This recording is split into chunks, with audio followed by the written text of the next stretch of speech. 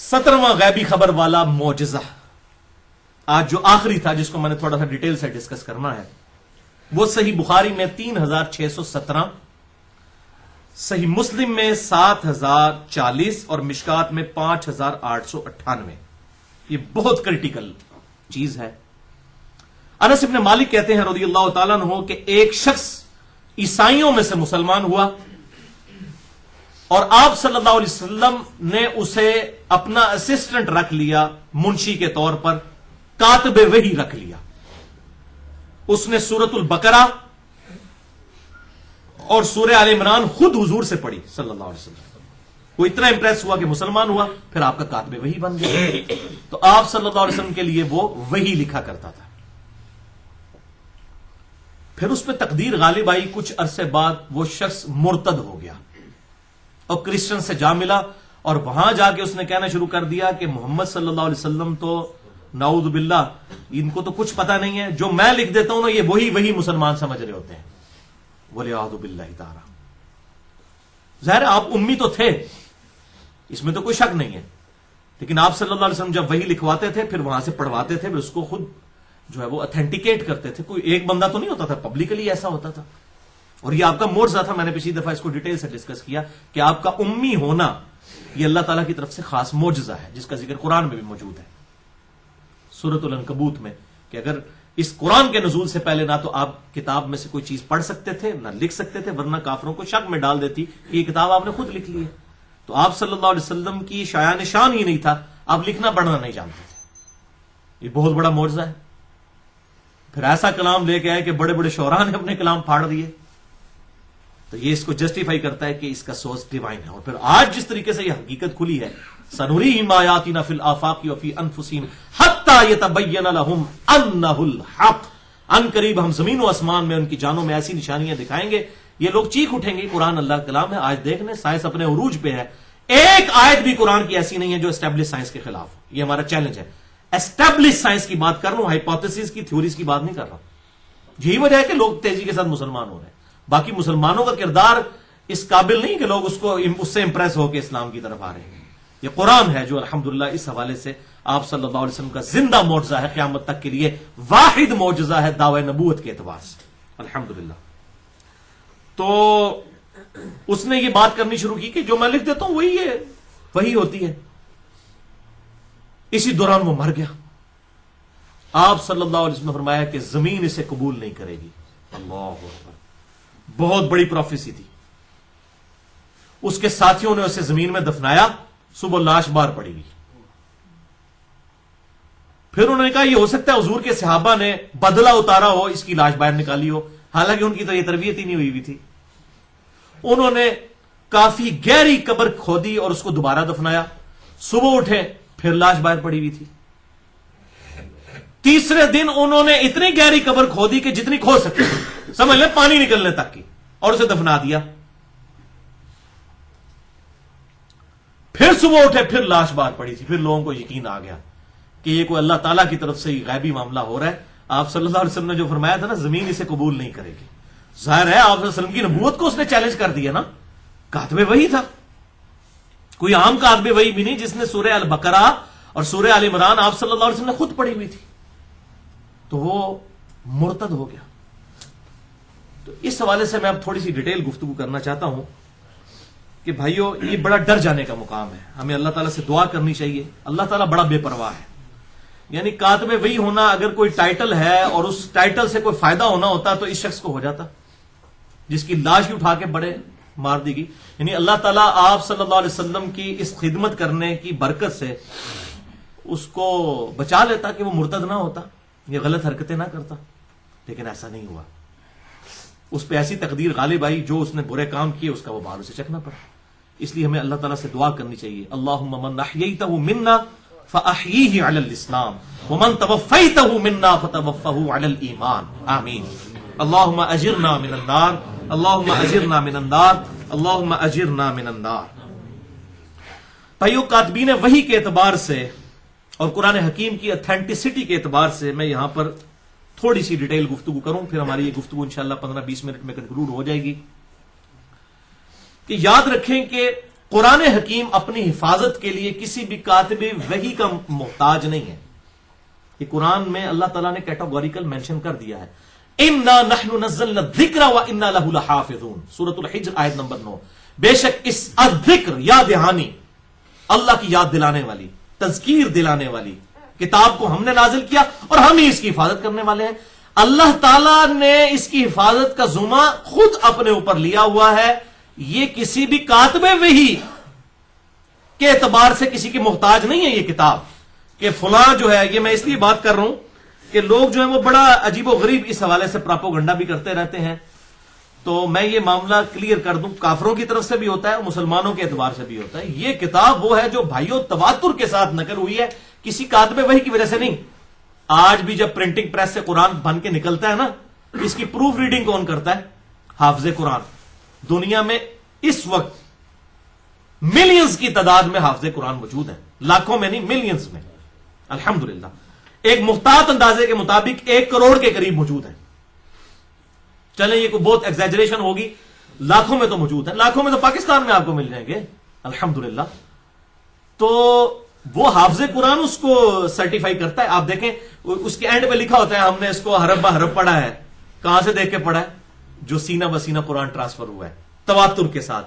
اہل سنت کے ہاں، اہل تشیع کے ہاں ایک ہی قرآن ہے. یہ بالکل جھوٹا پراپوگنڈا ہے. کوئی شیعہ کا لادہ قرآن ہے تو مسلمانوں جو سنیوں کا قرآن لادہ ہے، اللہ معافی دے. اتنا بڑا مطلب اللہ تعالیٰ نے حفاظت کا ذمہ لیا ہوا ہے، پھر بھی قرآن 2 ہو گئے ہیں. عقل کو نہیں یاد، کیسے ہو سکتا ہے؟ ایسا نہیں ہے. آپ کبھی خود جا کے کسی شیعہ کی مسجد سے جا کے قرآن کھول کے پڑھا ہم نے کہ یار یہی قرآن ہے یا نہیں؟ یہی قرآن ہے جو یہ سعودی عرب سے بھی چھپ رہا ہے بلو بائنڈنگ کے ساتھ اور ریڈ بائنڈنگ کے ساتھ. یہی قرآن جو ہے وہ شام کے رائٹر طلحہ یاسین کا لکھا ہوا ایران سے بھی چھپ رہا ہے. ایک ہی کاپی رائٹ سے لیے میں دونوں نے، وہی چھپ رہا ہے. ایک ہی قرآن ہے. اس لیے میں نے اس پہ الگ سے گفتگو کی ہے، میں اس طرف نہیں جانا چاہتا ورنہ ڈیٹیل ہو جائے گی. مسئلہ نمبر 115 ہے قرآن کی حفاظت کا معجزہ اور سنی شیعہ کے اختلاف کی حقیقت. اس حوالے سے میں نے گفتگو کر دی ہے. تو یہ معجزہ اس حوالے سے کہ آپ صلی اللہ علیہ وسلم کو بھی کہا گیا کہ آپ نے بھی ٹینشن نہیں لینی کہ قرآن کیسے محفوظ ہوگا. اندازہ کریں. اور اس کا ذکر سورۃ القیامہ کی آیت نمبر 16 سے لے کر 19 تک ہے. اللہ تعالیٰ فرماتا ہے اعوذ باللہ من الشیطان الرجیم بسم اللہ الرحمن الرحیم لا تحرک بہ لسانک. اے محبوب صلی اللہ علیہ وسلم اپنی زبان کو تیزی سے حرکت نہ دیا کریں. لتعجل بہ کہ آپ اس کو اجلت کے ساتھ اس کو آپ یاد کر لیں. یعنی آپ جب آپ کے دل پر قرآن نازل ہوتا تھا آپ جلدی جلدی زبان اس کے ساتھ ہلاتے تھے کہ میں کہیں بھول نہ جاؤں. تو اللہ تعالیٰ فرمایا یہ آپ کام نہ کیا کریں. ان علینا جمعہ وقرآنہ، یہ ہمارے ذمے ہے اس قرآن کو جمع کر دینا آپ کے سینے کے اندر، اس قرآن کو پڑھانا یہ ہمارے ذمے ہے. فَإِذَا قَرَأْنَاهُ فَاتَّبِعْ قُرْآنَهُ، جب قرآن آپ پر پڑھا جا رہا ہو ہماری طرف سے جبرائیل علیہ السلام کے ذریعے تو آپ اس قرآن کی پیروی کیا کریں، اس قرات کی پیروی کیا کریں. ثُمَّ عَلَيْنَا بَيَانًا، پھر ہمارے ذمے ہے اس کا بیان بھی کر دینا، یعنی اس کی تشریح بھی احادیث کی شکل میں جو ہوگی یہ بھی اللہ تعالیٰ نے اپنے ذمے لی ہوئی ہے. اس لیے وہ ڈاکٹر اسرار صاحب نے وہ جو قرآن کی تشریح ریکارڈ کروائی اس کا نام بیان القرآن رکھا. قرآن کا بیان یعنی اس کی ایکسپلینیشن. کاتبین وحی کی تعداد احادیث اور سیرت کی کتابوں میں 20 سے زیادہ ملتی ہے. اس میں سے ایک کا تو آپ حال سن چکے، بخاری اور مسلم کی روشنی میں جو میں بتا چکا کہ وہ مرتد ہو گیا تھا. اسی طریقے سے ایک اور کاتب وحی بھی مرتد ہوا. سنن نسائی میں 4072 اور 4074 نمبر حدیث میں عبداللہ بن سعد ابی سرا جو حضرت عثمان کا رشتہ دار تھا، جس میں میں نے پورا لیکچر بھی ریکارڈ کروا دیا مسئلہ نمبر 116B کے عنوان سے. یہ بعد میں پھر اس نے دوبارہ سے اسلام قبول کر لیا اور اسی سے پلی لی ہے پھر ڈاکٹر ذاکر نائک نے بھی کہ اگر کوئی مرتد بھی ہو جائے، اگر وہ توبہ کر لے پھر اس کو قتل نہیں کیا جائے گا، اس کی توبہ ایکسپٹ کر لی جائے گی. آکسفورڈ یونیورسٹی کے لوگوں نے جب ان سے کوشچن کیا کہ جی مرتد کی جو اسلام چھوڑ دے اس کی سزا قتل ہے، تو ان کا نہیں، یہ بھی مثال موجود ہے. اسی سے ہی انہوں نے پلی لی. بہرحال یہ بھی کاتب وحی تھا، مرتد ہو گیا اور پھر دوبارہ اس نے اسلام قبول کیا. اسی طریقے سے ایک تیسرے کاتب وحی بھی ہیں حضرت معاویہ ابن ابی سفیان رضی اللہ تعالی عنہما، جن کا ذکر صحیح مسلم میں اشارتاً ملتا ہے کہ وہ کاتب تھے. وحی کا لفظ موجود نہیں، صرف کاتب کا، خط لکھنے والے. لیکن دلائل النبوہ امام بہقی کی کتاب میں موجود ہے ڈیٹیل کے ساتھ، وہ میں آگے یہ دونوں حدیثیں بیان بھی کر دوں گا. لیکن حیران کن بات یہ ہے کہ سیدنا ابو بکر صدیق مولا ابو بکر علیہ السلام ورضی اللہ تعالی عنہ کے مبارک دور میں جنگ یمامہ جب ہوئی تو صحیح بخاری میں انٹرنیشنل نمبر کے مطابق 4986 نمبر حدیث ہے، مشکات میں 2220 نمبر.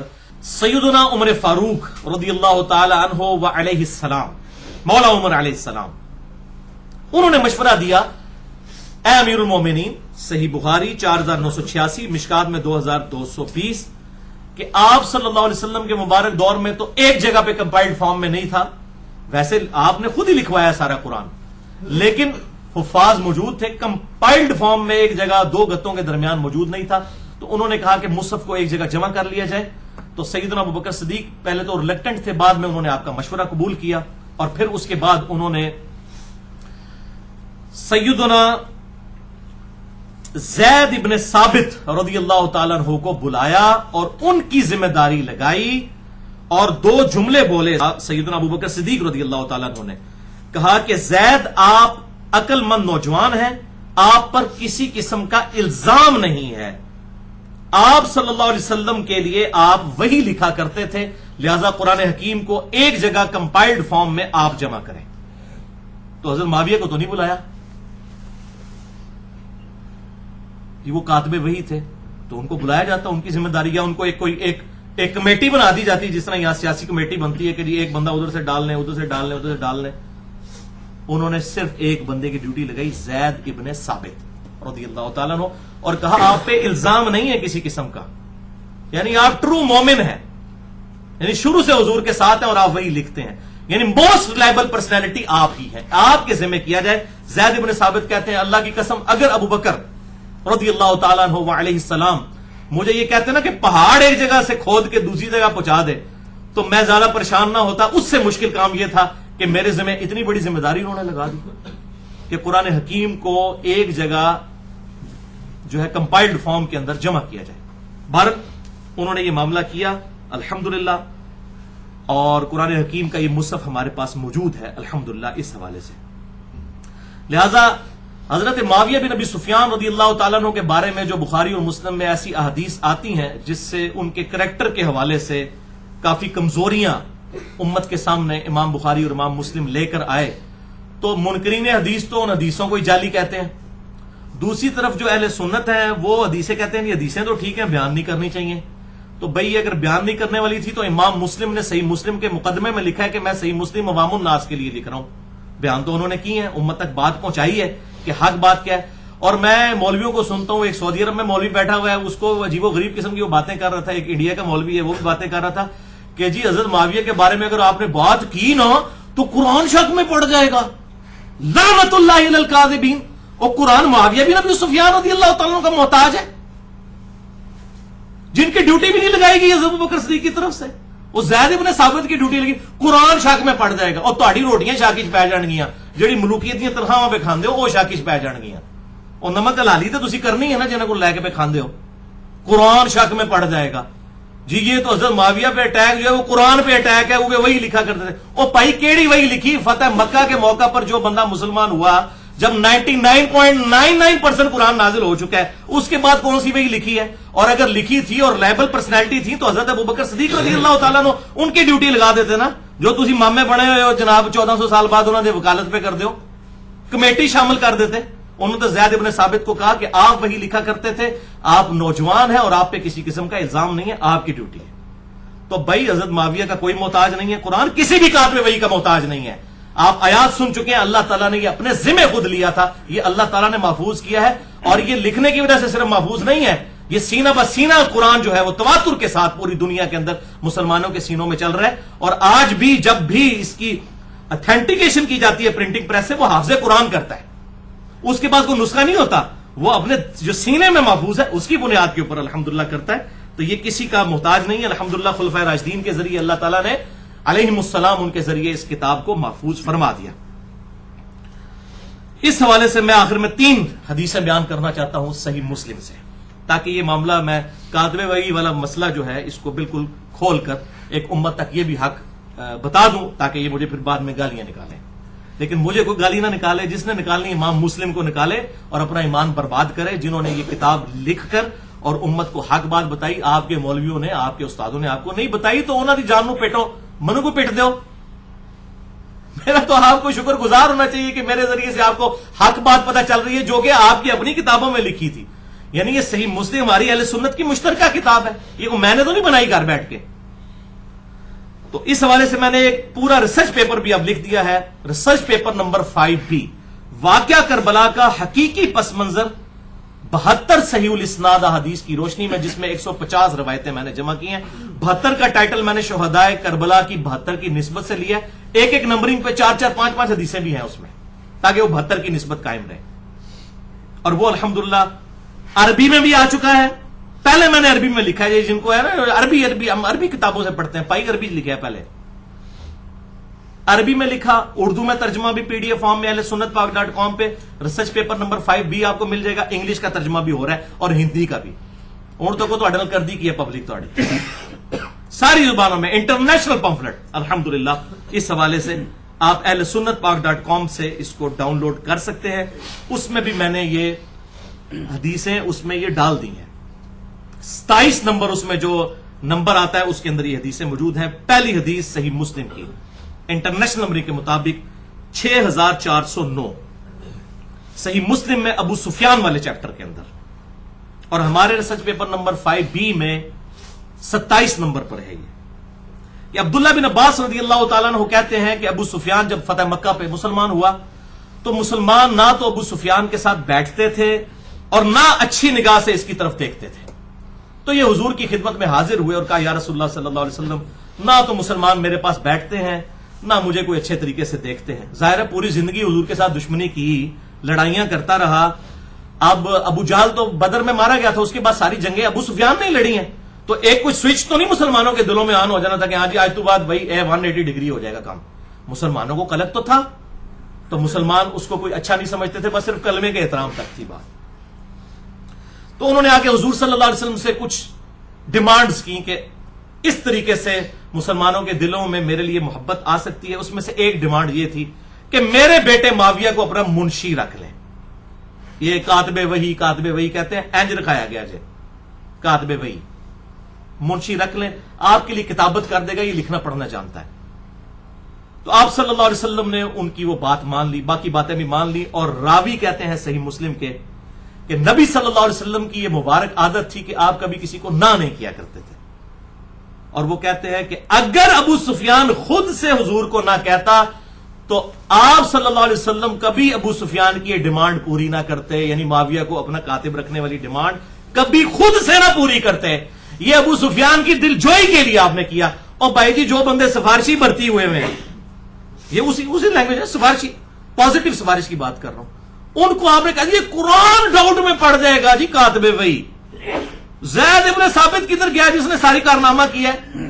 کیوں پبلک کو جھوٹی باتیں ملوکیت کی طرح کھا کھا کے تو بتا رہے ہیں قرآن ڈاؤٹ میں پڑ جائے گا. جاہل مولوی پتہ ہی نہیں ان کو کہ قرآن کہاں سے آیا، کس نے محفوظ کیا، انا نحن نزلنا الذکر وانا لہ لحافظون. تو اس قسم کی باتیں پبلک کو بتاتے ہیں. اینج پائی جی ہوئی ہے پرتی. اب آپ دیکھیں گے اس کے بعد کیا ہوا. یہ بھی صحیح مسلم میں دوسری حدیث 6628 اور ہمارے ریسرچ پیپر نمبر 5B پہ 27 نمبر پہ، اسی نمبرنگ پہ میں نے اکٹھی ڈالی ہے تاکہ پتہ چلے کہ یہ کاتب وحی کی بھرتی کیسے ہوئی ہے. اس کے راوی بھی عبداللہ ابن عباس ہے رضی اللہ تعالیٰ. وہ کہتے ہیں میں چھوٹا بچہ تھا، آپ صلی اللہ علیہ وسلم میرے پاس تشریف لائے تو کہتے ہیں میں دروازے کے پیچھے چھپ گیا. چھوٹے بچے تھے، یعنی ہارڈلی 10 سال کے قریب عمر ہوگی اس وقت، کیونکہ آپ صلی اللہ علیہ وسلم کی وفات کے وقت 13 سال تھی. تو کہتے ہیں میں اس لیے چھپ گیا مجھے حضور کوئی کام نہ کہہ دیں. بچہ کھیلنے کے لیے وہ گھر سے نکلے ہوئے تھے، تو آپ نے مجھے ڈھونڈ لیا. پھر آپ نے میری گدی پہ پیار سے ایسے تھپکی لگائی. آپ فرمایا جاؤ معاویہ کو بلا کر لاؤ، یعنی آپ نے کوئی خط و کتابت کروانی ہوگی. تو وہ گئے حضرت معاویہ کو بلانے کے لیے، اور واپس آ کے انہوں نے کہا کہ یا رسول اللہ صلی اللہ علیہ وسلم، وہ تو کھانا کھا رہے ہیں. اچھا ادھر کچھ چمچے ہیں، وہ کہتے ہیں کہ جی انہوں نے حضرت معاویہ کو بتایا ہی نہیں ہے جا کے. وہ تو آڈا منڈا نہیں سی بھائی، عبداللہ ابن عباس ہی، وہ باہر ہی ویکھ کے آ گئے کہ وہ کھانا کھا رہے ہیں. حضور نے سی پتا کہ بھائی کھانا کھا رہے ہیں تو کھانے میں نہیں ٹوکنا چاہیے تھا. آپ نے دوبارہ بھیجا، فرمایا جاؤ اس کو بلا کے لاؤ. تو آپ کیا سمجھتے ہیں وہ باہر سے دیکھ کے ہی واپس آ گئے ہوں گے؟ یہ چمچے خام خواہ بیچ میں کر رہے ہیں. میں اب آگے بتاتا ہوں. باقی اس کا طریق بھی ہاں وہ گئے، ان کا یاسن وہ کھانا کھا رہے ہیں، انہوں نے ہی جواب دیا کہ کھانا کھا رہے ہیں. اچھا جی، پھر آپ نے فرمایا، تیسری بار فرمایا کہ اسے بلا کے لاؤ. تیسری بار بھی یہ جواب ملا جی میں کھانا کھا کے آنا. تو آپ صلی اللہ علیہ وسلم کی مبارک زبان سے ایک جملہ نکل گیا اس موقع کے اوپر. آپ صلی اللہ علیہ وسلم نے فرمایا اللہ تعالیٰ اس کا پیٹ کبھی نہ بھرے. استغفر اللہ واتوب الیہ والعیاذ باللہ تعالی. تو یہ آپ کی مبارک زبان سے ایک کلمہ نکل گیا کہ اللہ اس کا پیٹ کبھی نہ بھرے. اب دلائل النبوہ امام بہیقی کی کتاب سے، اچھا اس میں کہیں موجود نہیں ہے کہ وہ وہی لکھتے تھے، دوسری بھی حدیث میں ہے کہ کاتب رکھ لیں، جس سے یہ لیتے ہیں نا کانا یکتب الوحی، کانا یکتب الوحی آدھی و اینا ٹوٹا چک دینے اس حدیث میں تو پوری حدیث سنانا ہوں آج. اور یہ کام جو ہے نا مطلب ان لوگوں نے بھی کیا ہے کہ مجھے افسوس ہوتا ہے کہ انسان کو حق بات پوری امت کو بتانی چاہیے. یہ اسی طریقے سے ہے کہ آپ وہ ہمارے وہاں پہ ایک دیوبندی عالم تھے، تو انہوں نے صحیح مسلم سے ایک حدیث ہمارے بھائی کو بتائی کہ آپ صلی اللہ علیہ وسلم جب نماز شروع کرتے تو دونوں ہاتھ کانوں تک اٹھاتے، مالک بن حویرث کی. تو ان کا اس لیے ہم کانوں تک اٹھاتے ہیں. ہم بھی کہتے ہیں کانوں تک اور کندھوں تک ایک ہی ہے، انگلیاں کانوں کے برابر اور ہتھیلیاں کندھوں کے برابر، یہ ایک ہی چیز ہے. میرا پورا لیکچر ہے مسئلہ نمبر 70 بی، رفع الیدین سے متعلق فرقہ وارانہ نظریات کا تحقیقی جائزہ. وہ میرے پاس لے کے آیا، مجھے کہتا علی بھائی یہ دیکھیں انہوں نے حدیث دکھائی صحیح مسلم سے. تو میں نے کہا یار کاش یہ حدیث آپ کو پوری دکھا دیتا. وہ اس حدیث کے آگے پتہ کیا لکھا ہوا ہے؟ جب آپ صلی اللہ علیہ وسلم نماز شروع کرتے دونوں ہاتھ کانوں تک اٹھاتے، پھر رکوع میں جاتے لگتے تو پھر دونوں کان تک ہاتھ اٹھاتے، اور جب رکوع سے سر اٹھاتے پھر دونوں ہاتھ کانوں تک اٹھاتے. اس نے وہ پوری حدیث نہیں بتائی، وہ اتنا ٹکڑا پڑھا دیا. یہ وہی کام کیا ہے ان لوگوں نے بھی، اللہ تعالیٰ ان کو معاف کرے. ایک تو فوت ہو چکے ہیں، شیخ زبیر علی زئی رحمہ اللہ میرے استاد ہیں. میں اپنے آپ کو ان کی زندہ کرامت سمجھتا ہوں. ان کی برکت سے میں نے بہت علم حاصل کیا، ان کی کتابوں کے ذریعے، ان کی ویڈیوز اور میری پرسنل ڈسکشنز کے ذریعے. شیخ زبیر علی زئی المتوفا 1435 ہجری، انہوں نے اپنی توضیح الاحکام جلد 2 میں بس یہ لکھا کان یکتب الوحی کہ حضرت معاویہ وہی لکھا کرتے تھے. دلائل النبوہ کا حوالہ دے دیا، 2506 نمبر حدیث. اور ہمارے جیلم شہر میں بھی غلام مصطفیٰ ظہیر صاحب نے میرے خلاف اپنے زوم میں ایک جو ہے وہ رسالہ نکالا 49 نمبر السنہ، اس کے اندر بھی بس یہ اتنا نقل کیا وکان یکتب الوحی. میں نے اس کو مکتبۃ الشاملہ میں لکھ کے ڈھونڈا، وہ نکال لیا. بھائی جی کمپیوٹر سے جھوٹ نہیں ماردا، مولوی تو چھپا جائے گا، کمپیوٹر تو نہیں چھپائے گا کیڑی گل پوری کی ہے. اب میں وہ پوری حدیث میں نے اس میں ڈال دی ہے الحمدللہ اپنے ریسرچ پیپر میں. میں آپ کو ورڈ بائی ورڈ بتاتا ہوں اور پھر آپ یہ فیصلہ کریں کہ یہ لوگ اس طرح کیوں کرتے ہیں، کس کو دھوکہ دینا چاہتے ہیں، کیوں اس طرح کی حرکتیں کرتے ہیں. اگر حق پر ہے پوری بات بتا کے اس کو جسٹیفائی کریں، پوری بات بتائیں پبلک کو، پوری اپنے گاٹے فٹ ہوندی ہے. اچھا اب دوسری طرف وہ بریلوی کہتے ہیں قل انما انا بشر مثلکم، نہ پڑھو حضور کی گستاخی ہو جائے گی. ادھر کہتے ہیں نہیں یہ عقیدے کا معاملہ ہے ہم ضرور بیان کریں گے. بھائی حضور کی گستاخی بڑی گستاخی ہے یا معاویہ بن ابی سفیان کی گستاخی جو ان کے زوم میں گستاخی ہے وہ بڑی ہے؟ وہ حدیث بیان کرے کہتے ہیں یہ صحابہ کی گستاخی ہوتی ہے. پھر تسی قل انما انا بشر مثلکم بھی نہ بیان کریا کرو. اور آپ یہ بھی نہ بیان کریا کرے جامع ترمذی سے کہ حج تمتع پہ پابندی لگا دی تھی حضرت عمر علیہ السلام نے، تو حضرت عبداللہ ابن عمر نے مخالفت کی تھی، تو یہ تو حضرت عمر کی توہین ہے. کروڑوں معاویہ ایک عمر کے برابر نہیں ہو سکتے رضی اللہ عنہما. تو بھئی حضرت عمر کی گستاخی تو اہل حدیث کے ہر جو ہے وہ سٹیج سے ہو رہی ہے. اس حوالے سے نہیں، گستاخی نہیں ہے میرے بھائیوں، یہ حق ہے. حق کو واضح کرنے کے لیے ظاہر ساری باتیں ہوں گی. قرآن میں تو حضرت یوسف علیہ السلام کے بھائی 2 نبیوں کے صحابی ہیں، حضرت یعقوب کے بھی، حضرت یوسف علیہ السلام کے، ان کی غلطیاں بیان ہوئی. ان غلطیوں کے بعد لان تان کرنا یہ رافضیوں کا طریقہ ہے. اہل سنت کا طریقہ یہ کہ وہ حق بیان کرتے ہیں اور اللہ تعالیٰ کی لعنت کے مستحق نہیں ہو جاتے. سورۃ البقرہ کے تحت کہ جو حق چھپاتا ہے اس پہ اللہ کی لعنت اور تمام لعنت کرنے والوں کی لعنت. وہ لعنت سے بچتے ہیں، وہ لعنتی لوگ نہیں ہوتے. جو سنی ہوگا صحیح، وہ لعنتی نہیں ہوگا. یہ ٹنی ہے سارے. میں یہ کہوں ٹنی، سنا کے سنی ٹنی. اور سنی وہ ہوتا ہے جو بکش مسلمان ہو، کتاب و سنت کے مطابق اپنے عقائد رکھتا ہو. تو اب میں آپ کو بتا دیتا ہوں اس کے اندر پوری حدیث دلائل النبوہ 2506 نمبر. انہوں نے تو صرف لکھا وکان یکتب الوحی، وہ وہی لکھا کرتے تھے. اے دسنا جناب کی لکھتے سر. دلائل النبوہ امام بہیقی کی کتاب میں آتا ہے، عبداللہ ابن عباس بیان کرتے ہیں کہ میں بچوں کے ساتھ کھیل رہا تھا، رسول اللہ صلی اللہ علیہ وسلم تشریف لائے تو مجھے یہ خیال گزرا کہ آپ میرے لیے ہی آئے ہیں، چنانچہ میں چھپ گیا، مگر آپ صلی اللہ علیہ وسلم نے مجھے ڈھونڈ نکالا. آپ صلی اللہ علیہ وسلم نے مجھے ہلکی سی تھپکی لگائی اور فرمایا جاؤ معاویہ کو بلا کر لاؤ، اور وہ وہی لکھا کرتے تھے. اے جی بھائی ٹوٹا بھی چکا ڈلے انہوں نے، وَكَانَ يَكْتُبُ الْوَحِي. میں گیا اور انہیں پیغام دیا، یہ الفاظ موجود ہیں دلائل النبوہ میں نے پیغام دیا حضرت معاویہ کو کہ آپ کو حضور بلا رہے ہیں. کہنا جی ہو جائے باہروں ہی ہو کے آگے کھانا ویکتے، اور چمچوں کو صاحب نہ کام کرو، کوئی کام ایسا کرو جڑا کدھر جچدا بھی ہوگا. جھوٹتا کوڑتے نہ مارو، سچی گل دسو. کہتے ہیں میں گیا انہیں پیغام دیا تو جواب میں کہا گیا وہ کھانا کھا رہے ہیں. میں نے آ کے آپ صلی اللہ علیہ وسلم کو بتا دیا. آپ صلی اللہ علیہ وسلم نے کچھ دیر بعد پھر فرمایا جاؤ معاویہ کو بلا کر لاؤ. پھر میں گیا، پھر وہی جواب ملا. پھر آپ صلی اللہ علیہ وسلم کو بات بتائی. پھر آپ نے تیسری بار فرمایا کہ اللہ تعالیٰ اس کا پیٹ نہ بھرے. یہ آپ صلی اللہ علیہ وسلم کی مبارک زبان سے نکل گیا. اچھا وہ کہتے ہیں جناب یہ دعا دی ہے ان کو، اس کا پیٹ نہ بھرے، یہ دعا دی ہے. اچھا وہ آگے الفاظ موجود ہیں، دعا کیا دی ہے، آگے الفاظ بھی دیکھیں. اسی حدیث کے راوی سیدنا ابو حمزہ فرماتے ہیں کہ پھر حضرت معاویہ کا پیٹ پوری زندگی کبھی نہیں بھر سکا. انہوں نے دعا نہیں لکھا، انہوں نے کہا انہوں نے ٹیڈ نہیں پھر کدے پڑیا. یعنی وہ دنیا داری والا معاملہ ان کے اوپر غالب ہو گیا. مراد یہ وہ راوی حدیث کا کہنا کہتے ہیں نا، حدیث کا راوی فارم جانتا ہے. اے راوی ابو حمزہ نے لکھ دیا. اور امام بہقی ساتھ کیا لکھتے ہیں، راوی کے یہ الفاظ اس بات کی دلیل ہے کہ رسول اللہ صلی اللہ علیہ وسلم کی دعا قبول بھی ہو گئی کہ ان کا پیٹ نہیں کبھی بھرا. اے پوری گال سیجے وَكَانَ يَكْتُبُ الْوَحِي. دیکھیں کس پبلک کو آپ دھوکہ دے رہے ہیں بھائی. اب انٹرنیٹ کا دور ہے، ہر چیز پبلک کے ہاتھ میں آ چکی ہے. آپ بےمانیاں کریں گے، پکڑے جائیں گے، بے عزت ہوں گے. اور یہی وجہ ہے کہ جب ہمارے لیکچر لوگ سنتے ہیں وہ اپنے علماء سے جا کے لڑتے ہیں، وہ کہتے ہیں تو کیا کس نے دی تجھے گل سنو، بجائے یہ کہ کوئی جواب دے. جواب تو ہوتا نہیں ہے. تو وہی بات ہے کہ جناب وہ اب بات سنے ہی نہ، تو انہوں کیا کہ بخاری مسلم نماز کا طریقہ پڑھو رفع الیدین نال، انہوں تے کرنا پہ جائے گا. تو بھائی بخاری اور مسلم صرف رفع الیدین کے لیے نہیں ہے، یہ پوری کی پوری ماننا ہے نا. یہ یہودیوں والا کام تو نہ کریں. افتؤمنون ببعض الکتاب وتکفرون ببعض. کتاب کے کچھ حصے کو مانتے ہو، کچھ کو چھوڑ دیتے ہو. اسی کی تو ذلت خواری پھر کاٹ رہے ہو. حق بات قبول کرو، جو جھوٹی بات ہے، کوئی غلط بات ہے تو ہمیں بتاؤ کہ یہ بات اس طریقے سے ہے، وہ بات جو ہے وہ اس طریقے سے سامنے آ جائے گی. لیکن اس طریقے سے جھوٹا پراپوگنڈا کرنا، دشمنیاں کرنا، یہ بات کوئی غلط ہے اور آج کی پبلک نہیں آپ کو قبول کرے گی. یہی وجہ ہے کہ آپ کی روٹی روزی بند ہو گئی ہے. تو پائی اسی روٹی تے لت مار چڑی ہے تو سائیں ساڑھے خلاف ہو گئے نے. پھر تو اب جسے شوق ہو ریسرچ پیپر نمبر 5B اور میرا لیکچر مسئلہ نمبر 101 ضرور سنیں. خلافت و ملوکیت، صحیح مسئلہ خروج اور فکر حسین حق پرستی کی علامت ہے. مسئلہ نمبر 101 اہل سنت پاک.com پر. الحمدللہ. بہرحال جہاں تک حضرت معاویہ بن ابی سفیان رضی اللہ تعالیٰ عنہ کی یہ فضیلت ہے جس کو ہم میں سے کوئی بھی نہیں پہنچ سکتا کہ وہ صحابی ہے، اس میں کوئی شک نہیں ہے. یہ فضیلت ہے اور یہی ایک فضیلت ہے جو ثابت ہے کہ آپ صحابی ہیں. That's all.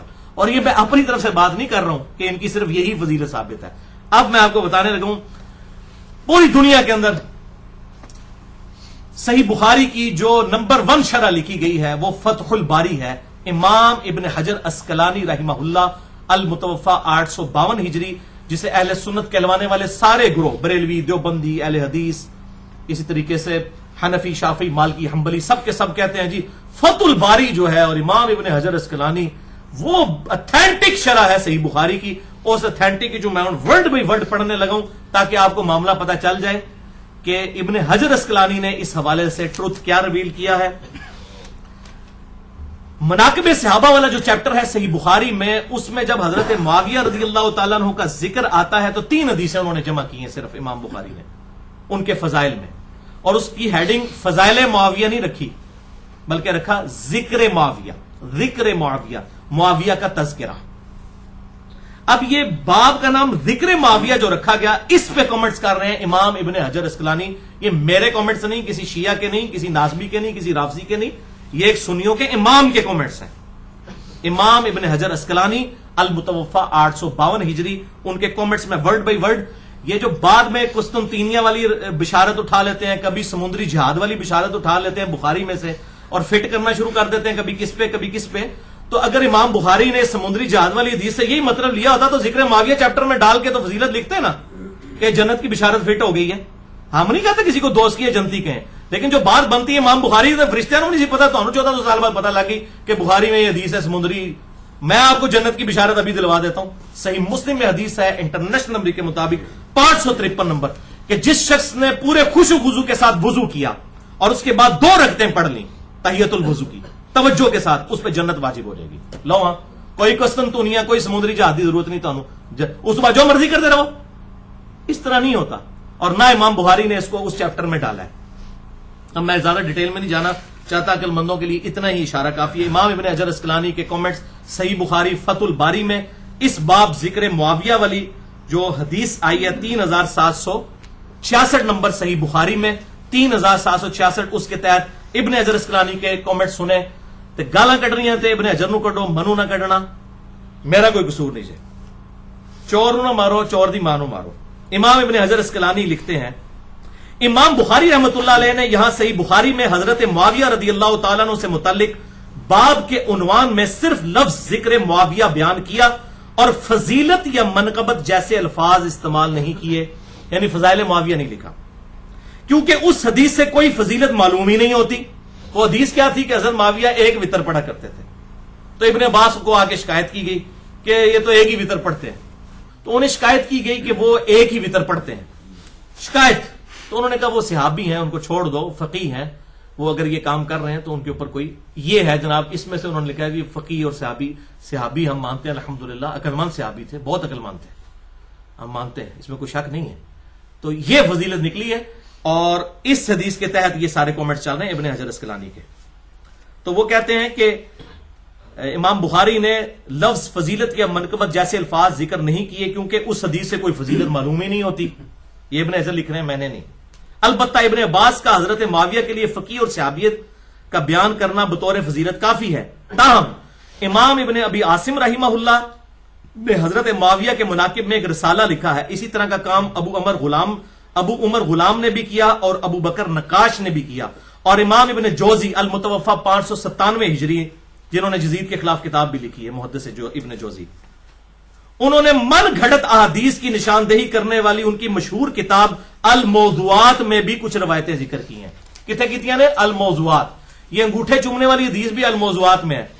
وہ ہم بریلویوں سے والا مانے, وہ کہتے ہیں موضوعات شریف, موضوع کہتے ہیں گھڑی ہوئی حدیث.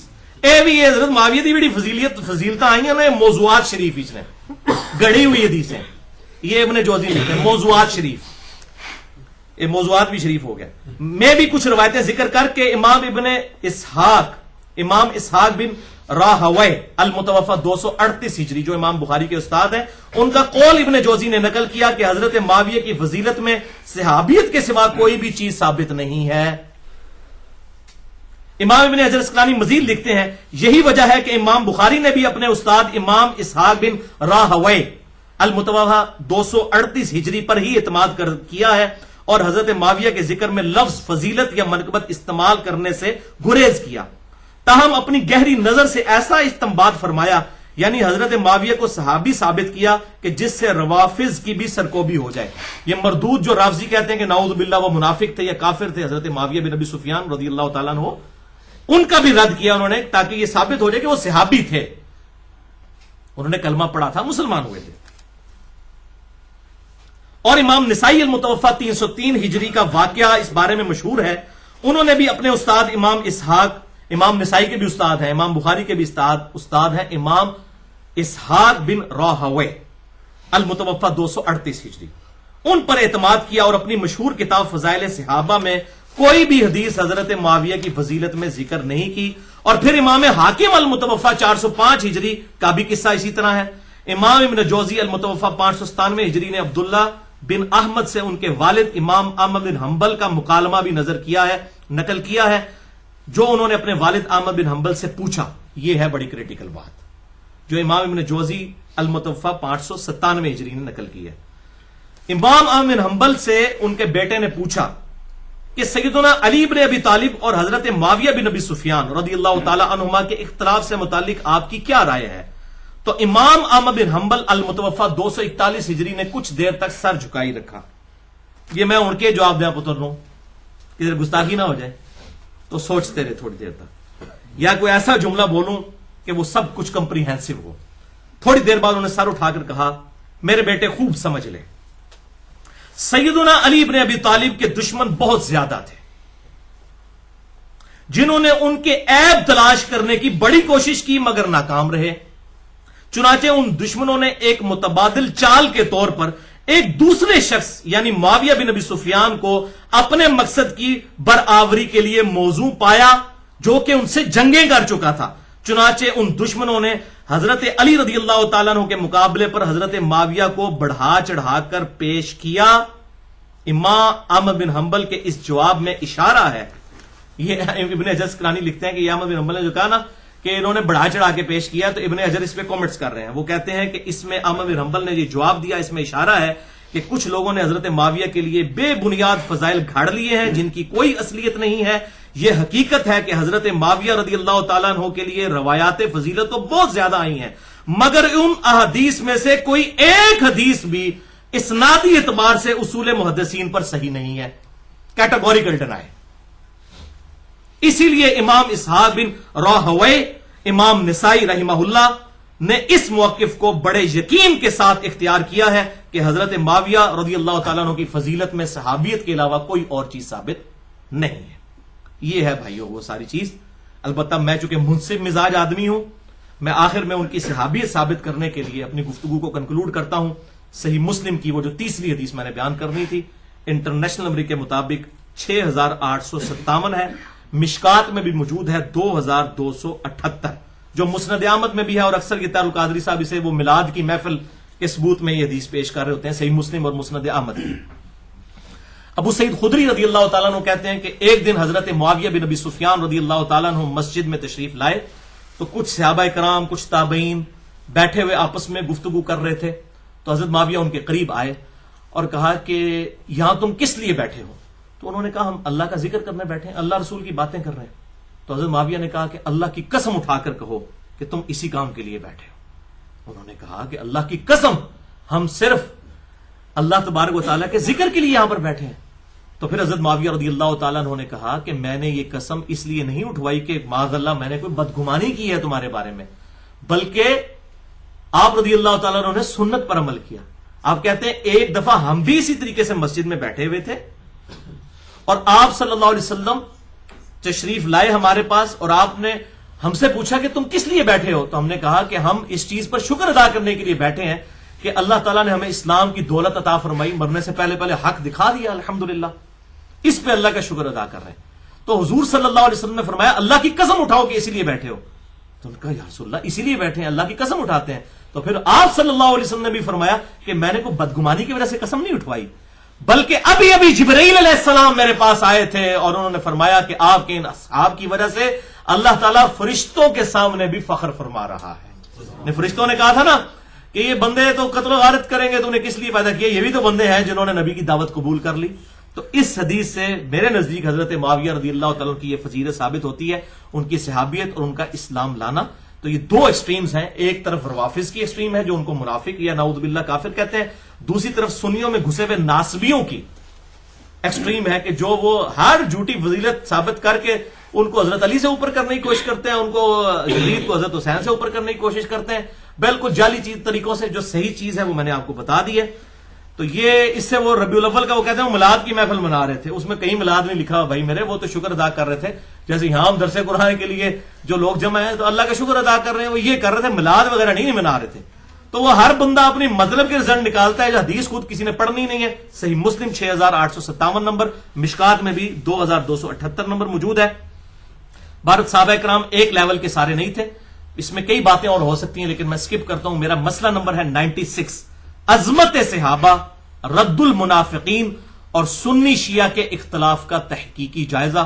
اس میں کئی ایسی باتیں ہیں جو میں اس کے ساتھ اب کرنا چاہتا تھا لیکن میں سکپ کرتا ہوں، جسے شوق ہو وہ 2.25 گھنٹے کا لیکچر مسئلہ نمبر 96 دیکھ لے اہل سنت پاک.com پر۔ اور اینڈ پہ میں وہ دعا کرتا ہوں جو قرآن حکیم میں سورۃ الحشر کی آیت نمبر 10 میں ہمیں اللہ تعالیٰ نے سکھائی ہے کہ جو ایمان والے لوگ ہیں وہ اپنے سے پہلے جو ایمان والے لوگ گزر چکے ان کے لیے کن الفاظ میں دعا کرتے ہیں۔ اعوذ باللہ من الشیطان الرجیم، بسم اللہ الرحمن الرحیم، ربنا اغفر لنا ولاخواننا الذین سبقونا بالایمان۔ اے اللہ ہمیں بھی بخش دے اور ہم سے پہلے جتنے بھی ایمان کی حالت میں دنیا سے گئے ہیں، چاہے صحابہ ہوں، تابعین ہوں، تبع تابعین ہوں، جو بھی کلمہ گو مسلمان تھے، سب کو بخش دے، آمین۔ یہ دعا، اور پھر ساتھ ہی ہے ولا تجعل فی قلوبنا غلا للذین آمنوا ربنا انک رؤوف الرحیم، اے اللہ ان مسلمانوں کے بارے میں ہمارے دل میں کوئی برائی، کوئی کینہ نہ رکھنا، جو اہل ایمان گزر چکے ان کے بارے میں برائی اور کوئی کینہ نہ رکھنا، اے اللہ تو بخشنے والا مہربان ہے۔ اب یہ غلطی کا بیان کرنا کوئی کینہ نہیں ہے، ورنہ میں اس میں آپ کو ایک اینٹی وینم اور پھکی کے طور پر، علم الکلام کے طور پر الزامی جواب دے دوں۔ صحیح بخاری اٹھا کے آپ دیکھ لیں، حضرت واشی نے اسلام قبول کر لیا فتح مکہ کے بعد۔ آپ صلی اللہ علیہ وسلم نے فرمایا واشی تیرا اسلام قبول، یہ بخاری شریف ہے، کوئی سٹوری بک نہیں میں پڑھ رہا، واشی والے چیپٹر میں آپ دیکھ لیں، اس کے اسلام لانے والے واقعے میں، تیرا اسلام قبول ہے لیکن مجھے اپنی شکل نہیں دکھانی تو نے، کیونکہ مجھے اپنا چچا یاد آتا ہے حمزہ۔ اب حمزہ کوئی عام انسان تو نہیں تھے، حضور صلی اللہ علیہ وسلم کے دودھ پیتے بھائی بھی تھے، چچا بھی لگتے تھے، تو آپ کو اپنا دکھ نہیں بھولا۔ تو جن لوگوں نے حضرت حسین کو تکلیفیں دیں، وہ کس منہ سے چاہتے ہیں کہ جی ہم جو ہے وہ ان لوگوں کے بارے میں، اگر اللہ کے محبوب جن کے بارے میں قرآن کہہ رہا ہے بالمؤمنین رؤوف الرحیم، جو واشی کے لیے رؤوف الرحیم تھے، انہوں نے بھی اپنے جذبات میں یہ بات کی کہ مجھے اپنی شکل نہیں دکھانی ہے، تو اب لگائیں فتویٰ کہ آپ کے دل میں بغض تھا واشی کا؟ نہیں، بغض نہیں تھا، بس آپ کو تکلیف ہوتی تھی میرے سامنے نہ آئے۔ اسی طریقے سے جن لوگوں نے حضرت حسین کو یا حضرت علی کو یا خلفائے راشدین کو تکلیف دی ہیں، ہمیں ان کے بارے میں ہمارے دل میں بھی رنج موجود ہے، اس سے زیادہ کچھ نہیں ہے۔ ہم تو کہتے ہیں سب کو اللہ تعالیٰ بخش دے، ہمارے سے پوچھ کے کسی نے جنت میں نہیں بھیجنا کسی کو، اور نہ یہ بات ہے کہ سب کے سب بلا حساب و کتاب بخشے جائیں گے، یہ بھی بالکل جعلی بات ہے۔ وہ 70,000 لوگ ہی بلا حساب و کتاب جانے ہیں، جن میں حضرت عکاشہ شامل ہیں بخاری اور مسلم میں، اور باقی لوگ شامل نہیں ہیں۔ یہ کوئی اتنا سیدھا معاملہ نہیں ہے کہ جس نے بھی آپ کو دیکھ لیا اور بلا حساب و کتاب ہی جنت میں چلا گیا، ورنہ صحیح مسلم کھول کے دیکھ لیں، مدعم نامی غلام تھا جو آپ صلی اللہ علیہ وسلم کی سواری کا کجاوا کسا کرتا تھا اور آپ کو سفر و حضر میں وضو کروایا کرتا تھا۔ خیبر کے موقع پر اسے نامعلوم تیر لگا اور وہ شہید ہو گیا۔ صحابہ نے کہا تو سیدھا جنتی ہے، اسی بھی یہی کہنا سی۔ آپ فرمایا تم جنت کی بشارت دے رہے ہو، جبکہ اس نے خیبر کے مال غنیمت میں سے ایک چادر چوری کی تھی اور میں دیکھ رہا ہوں کہ آگ کی پناہ کے اس پہ ڈال دی گئی ہے۔ ایک چادر کو اللہ نے اتنا سیریس لے لیا، اور حضور صلی اللہ علیہ وسلم کی خدمت کرنے والا وہ صحابی تھا۔ جب اللہ تعالیٰ پکڑنے پہ آئے تو وہ کسی کو چھوٹی سی بات پہ بھی پکڑ سکتا ہے۔ ہم کسی کو جنت کی گارنٹیاں نہیں مان سکتے، ہم یہ کہتے ہیں کہ ہر کلمہ گو انشاءاللہ ایک نہ ایک دن جنت میں جائے گا، بس اس سے زیادہ ہم نہیں کہتے۔ یا وہ جو لوگ جن کو بائی نیم جنت کی بشارت دی گئی ہے، عشرہ مبشرہ ہوں یا اصحاب شجرہ ہوں یا اصحاب بدر ہوں، ان کا معاملہ الگ ہے۔ باقی بڑا سینسٹیو ایشو ہے، اتنا سیدھا معاملہ نہیں ہے، اسی لیے میں نے آپ کو لیکچر کا حوالہ دے دیا۔ میں نے کہا کچھ باتیں میں نہیں اب کرنا چاہتا ورنہ ٹائم بہت لگ جائے گا۔ مسئلہ نمبر 96، عظمت صحابہ، رد المنافقین اور سنی شیعہ کے اختلاف کا تحقیقی جائزہ، اہل سنت پاک .com پر۔